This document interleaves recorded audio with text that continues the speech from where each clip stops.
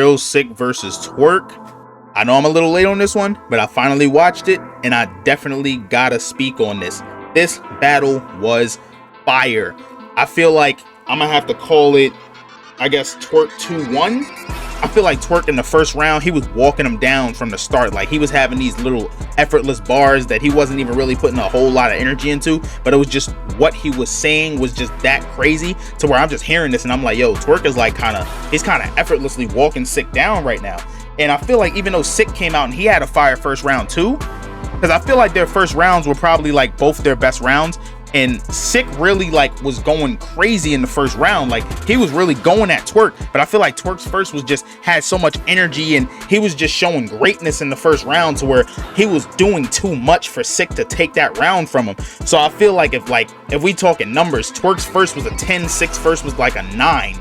And then I feel like in the second round, that's the round I gave to Real Sihk clear, in my opinion. I feel like it was 1-1 going into the third. Sihk came out talking crazy to Twork. He had that line where he said, you always clapping in a coma, so we had to clap you out of one. Even Twork had to give it up for that. You could look at his face and Twork was like, oh shit, like, you know, that's one of them ones right there. And then at the end of the round where he was like, how many of y'all think that he the greatest? And a lot of people started cheering, and then he said, look in the eyes of all the people you've been letting down. Perfect. End of the round, tie it up, put a bow on it. Beautiful second round. I feel like Real Sihk definitely took the second round. That line was just a cherry on top. I had him like with the second round, honestly, I had him winning that round already, but that right there was just, that was the cherry on top. I was like, yeah, Sihk definitely got this. It's 1-1 going into the third. This last round is going to be for the game. Now, I feel like when we got into this third round, Twork definitely was going crazy with the way he was talking and the way he was rapping. I feel like he spent too much time going at Smack. I wish he, like, you know, spent more time actually talking to Sihk in that third round. But I feel like Real Sihk in his third round, he kind of just got too jokey, and the third round was a little light. It felt like he didn't really have that much energy. He definitely had some dope lines in it, but I feel like he also cut it short. Like, his third was like real short, which was odd because I'm like, this is a dope look for Sihk, and he cut his third round short. Like, it's the same shit Snake Eyes did versus Twork, where he just cut his third round short. And honestly, I don't know if it's like, if when Twork is on one, he intimidates his opponent so bad to where towards the end of the battle they feel like it's nothing they can do and they just want to stop rapping and get it over with. But I noticed Snake Eyes did the same shit versus Twork. Like, he cut his third round super short, even though he had an explosive first two rounds, just like Sihk cut his third round super short, even though he had an explosive first two rounds.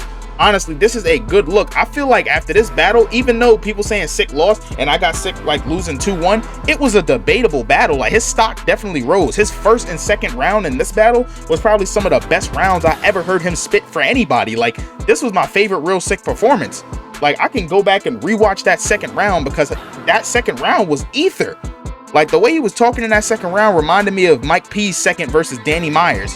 Like, that second round was ether.